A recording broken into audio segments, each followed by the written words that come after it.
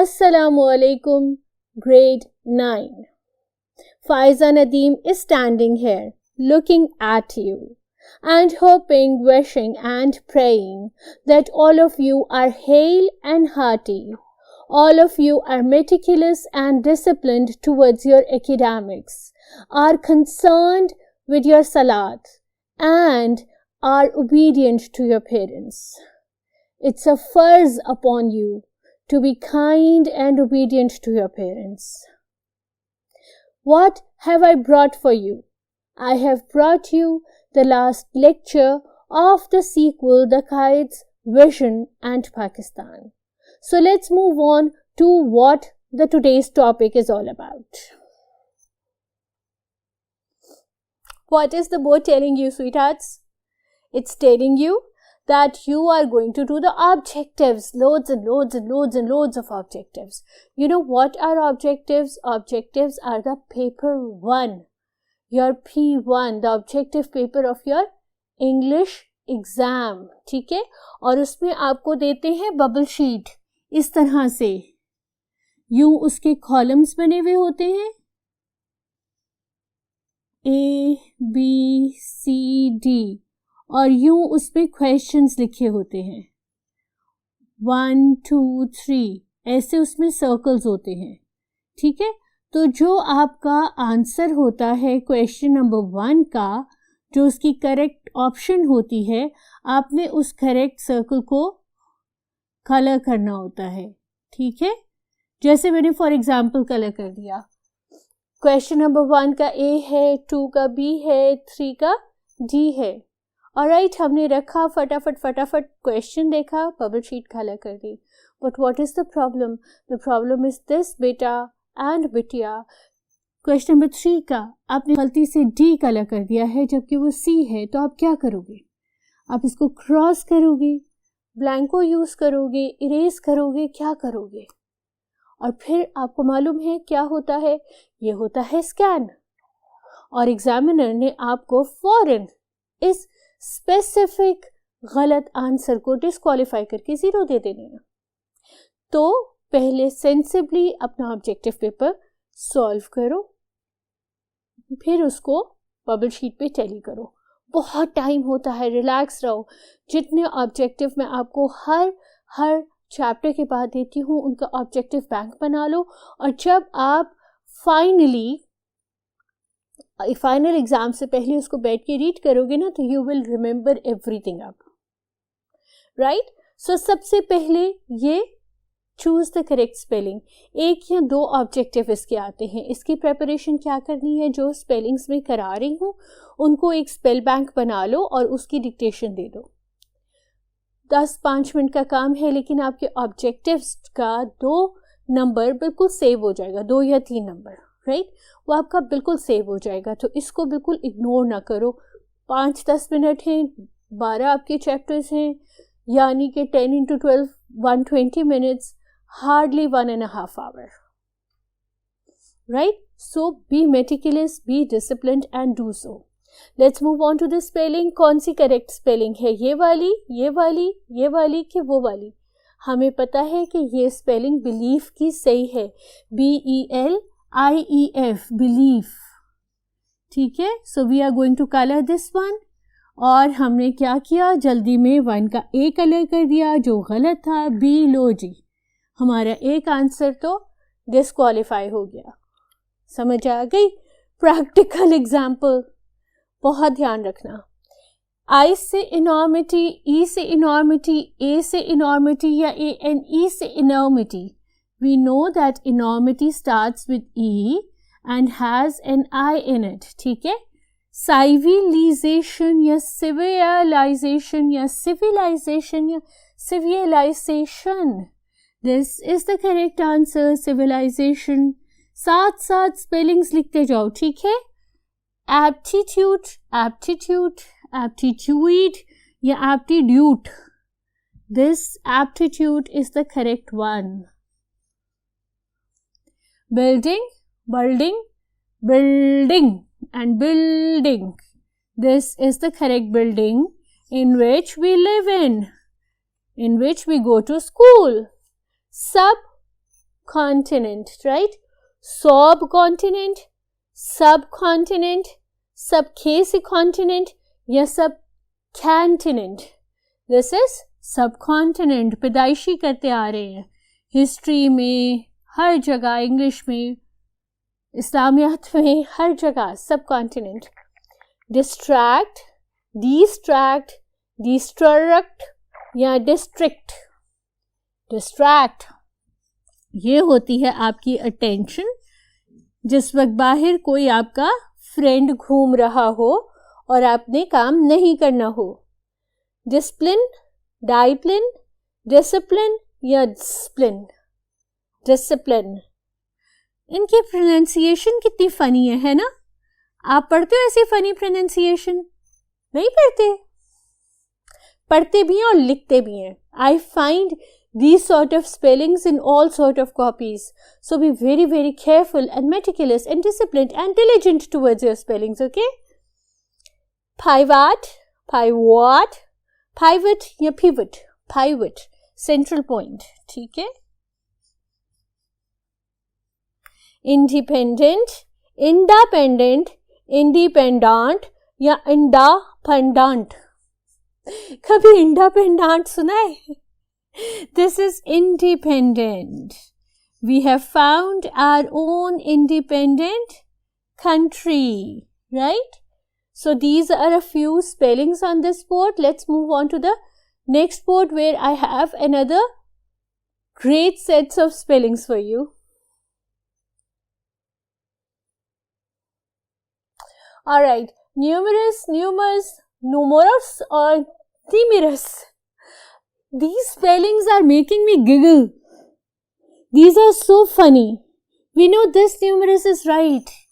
Emergence, emergence, emergence या emergence. ठीक है? This is the emergence. The emergence of Pakistan on the world map. E से ambition, A से, O से या I से. We know ambition is always with A. Journey या Ger, Journay या Jorney. We know this journey is the correct one on which we could all go across the world.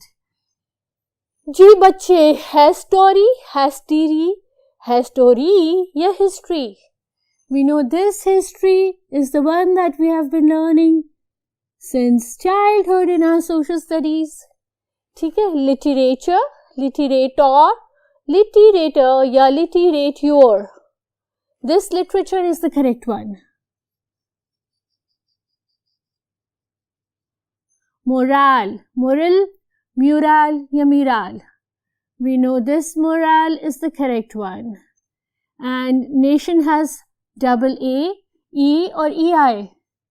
Nation always has an A. Whole, whole, wheel या फिर कहीं पे कोई उसमें है ही नहीं ओ. ऐसा हो सकता है? नहीं ना? Whole. Affirmed single F से, E से या AFFEREMED.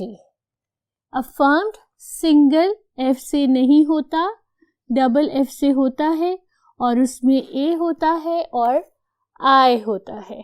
Correct? Now we move on to MCQs.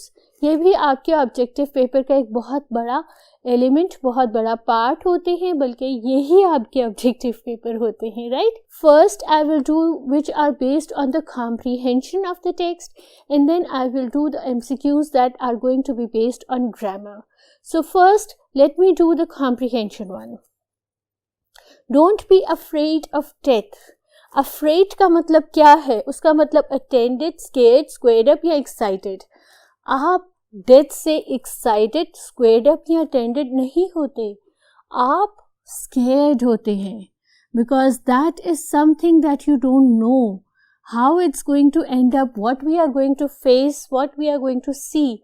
This is an unknown journey, so generally we are scared of it. The world emerging means, emerging का मतलब क्या है? डिसअपियर, फॉरसेक, राइजिंग या neglect. Emerging का मतलब neglect नहीं होगा, ना ही डिसअपियर होगा, ना ही फॉरसेक होगा। Emerging means rising. The sun is emerging from the east, right? Pakistan is emerging to be a very successful nation. Rising. Pivot का क्या मीनिंग होती है? End point, central point, power point या beginning point. Pivot is the central point. Quaid-e-Azam has said that Islam is the pivot of Pakistan. Pakistan का central point है। Self esteem का क्या मतलब है? हॉरर, ऑनर, आवर या शॉर्टेज? सेल्फ इस्टीम हरगिज shortage या आवर नहीं होता, ना ही हॉरर होता है। You are asked to have your own self esteem, इसका मतलब हमेशा और हमेशा आपका ऑनर होता है। So self esteem is your honour. Let's move on to Number 5th MCQ.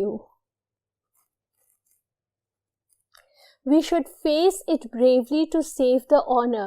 ठीक है, honor of Pakistan, honor of our country, पूरा सेंटेंस मैंने नहीं लिखा क्योंकि हमारा कंसर्न था फेस। फेस क्या होगा? We should repair it bravely, cope up with bravely, correct it bravely or separate it bravely. We should cope with it very bravely. ठीक है? Next is, we are a nation, he affirmed, or he affirmed 3 years before Pakistan that we are going to be a very strong nation. तो affirmed क्या होगा? Told, said emphatically, broken or advised. Affirmed का मतलब neither told है, neither advised है, और ना ही इसका मतलब ब्रोक इन है। इसका मतलब है सेड एम्फेटिकली, पूरे जज्बे के साथ, पूरे जोश के साथ, पूरे जुनून के साथ।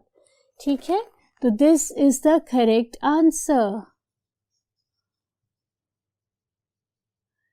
Keep up your moral. जब आपसे कहा जाता है कि अपना मोरल हाई रखें, तो क्या करना होता है? आपने उसको अपनी वेल्थ को हाई रखना होता है, सेल्फ इस्टीम को हाई रखना होता है, सेक्शन को हाई रखना होता है, या वॉइस को। हाई वॉइस तो किसी को पसंद नहीं है, ठीक है? आवाज़ तो धीमी अच्छी लगती है, धीमा बोलना अच्छा लगता है। तो ये क्या है? ना ये सेक्शन है, ना ये वेल्थ है, ये आपकी सेल्फ इस्टीम है, आपका ऑनर है, जिसको आपको हमेशा हाई रखना है। ठीक है? Next is, we are divided into bits and pieces on certain issues. अब वो bits और pieces क्या हैं? क्या वो pieces of cloth हैं?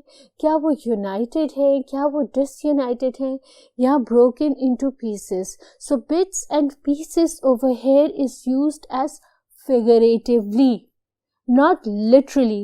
Literally का तो मतलब यही है ना कि broken into different pieces, लेकिन figuratively का मतलब ये है कि हम disunited हैं, हम united नहीं हैं, हम नहीं बात सुनते, नहीं बात मानते, नहीं बात देखते, ना ही हम एक दूसरे की किसी चीज़ को agree करते हैं।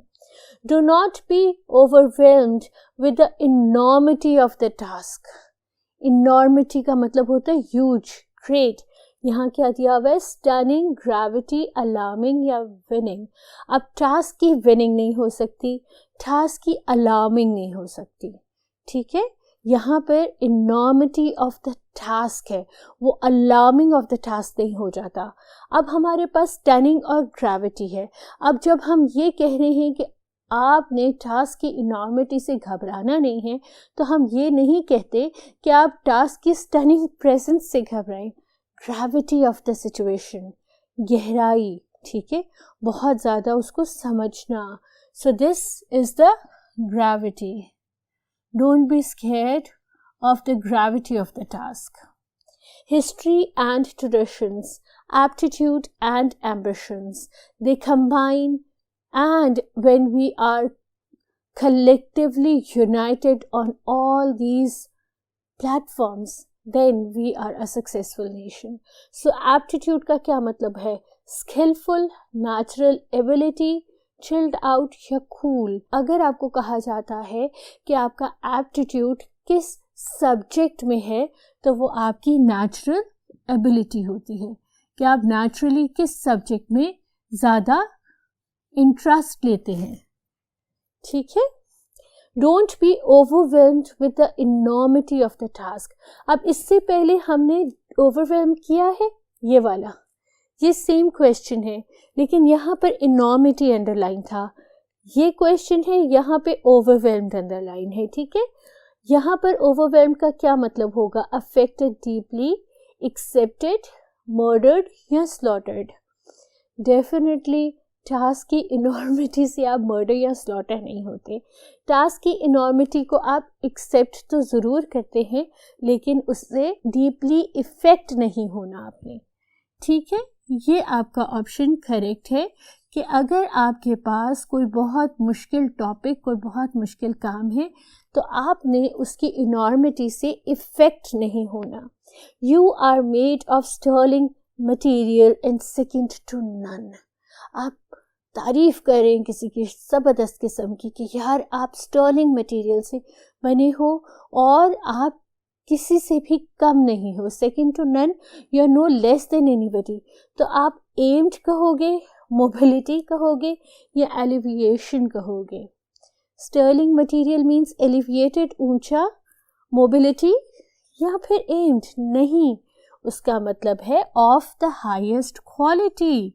आप बेस्ट क्वालिटी के बने हुए हो, आपके अंदर बेस्ट क्वालिटीज़ हैं और आप किसी से भी कम नहीं हो.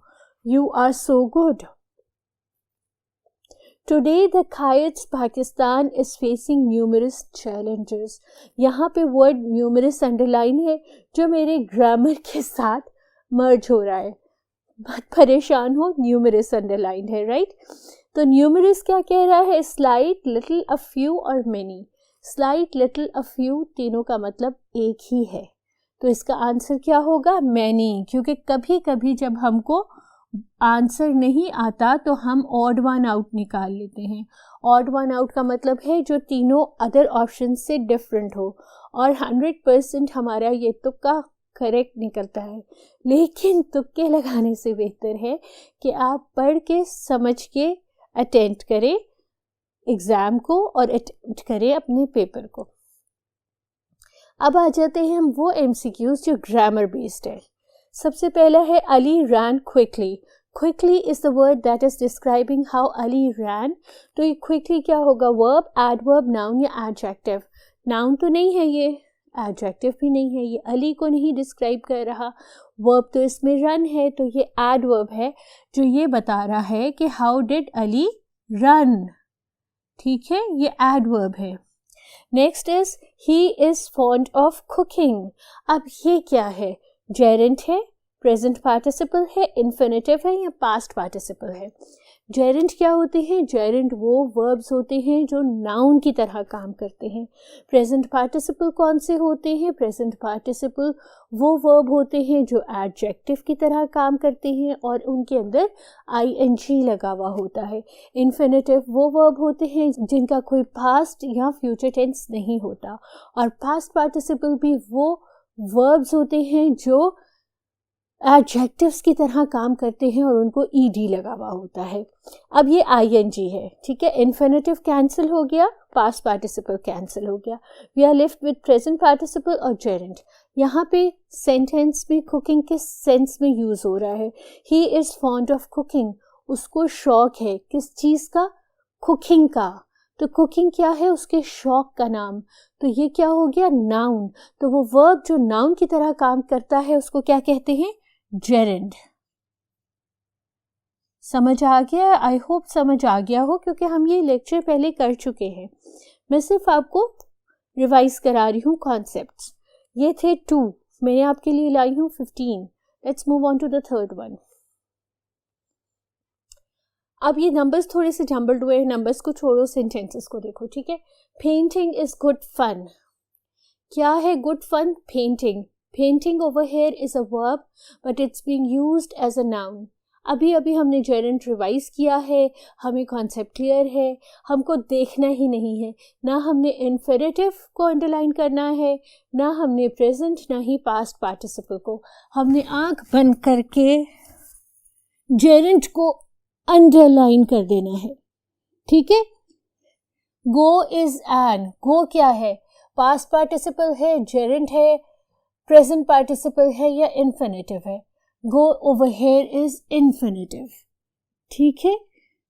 To go is infinitive. Quaid-e-Azam was a man of strong faith and belief. ये कौन सा सेंटेंस है, प्रेजेंट टेंस है, पास्ट टेंस है, पास्ट परफेक्ट है या फ्यूचर है। वॉज लगा हुआ है, प्रेजेंट रूल आउट हो गया, हैड नहीं है, पास्ट परफेक्ट रूल आउट हो गया, विल या इज गोइंग नहीं है, फ्यूचर रूल आउट हो गया। ये आपका सिंपल पास्ट टेंस है। She was singing last Sunday, गा रही थी कब, लास्ट संडे को। एडवर्ब ऑफ मैनर है, प्लेस है, टाइम है या फ्रीक्वेंसी है, टाइम है। कब गा रही थी, लास्ट संडे। किस time, last Sunday. You are free to go. To और वर्ब जब भी लगा होगा बेटा वो इन्फिनेटिव होगा। टू गो का कोई और टेंस नहीं होता, टू गो यही टेंस होता है, ऐसे ही यूज होता है, इसलिए ये इन्फिनेटिव है। The baby began to cry, अभी अभी मैंने कहा टू के साथ जब भी वर्ब लगा होगा वो इन्फिनेटिव होगा, ठीक है, उसकी कोई और अदर टेंस नहीं होगी। She was singing beautifully at a concert. अब ये कौन सा एडवर्ब है, सिंगिंग, मैनर तो ये रहा ब्यूटिफुली, तो ये प्लेस है कि टाइम है कि डिग्री है, प्लेस है। कहाँ, she was singing beautifully, she was singing beautifully at a concert. Smoking is injurious to health, सेहत के लिए क्या इंजूरियस है, स्मोकिंग। तो स्मोकिंग आपका जेरेंट हो गया because this verb over here is acting as a noun, gerund.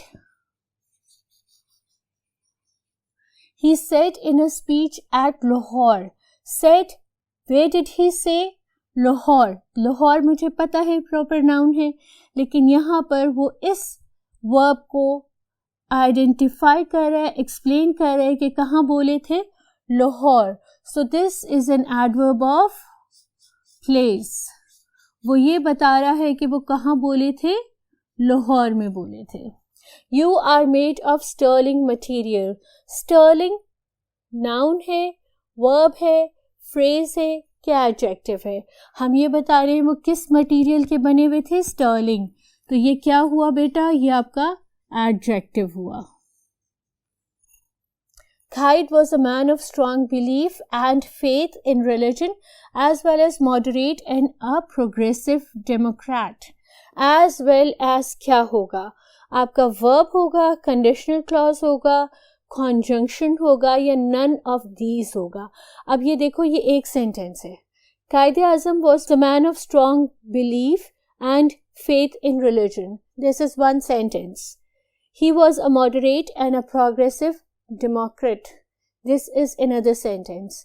इसको हमने इस as well as से जोड़ा है, तो as well as आपका बन रहा है ख कनेक्टर, ख कंजंक्शन, ठीक है।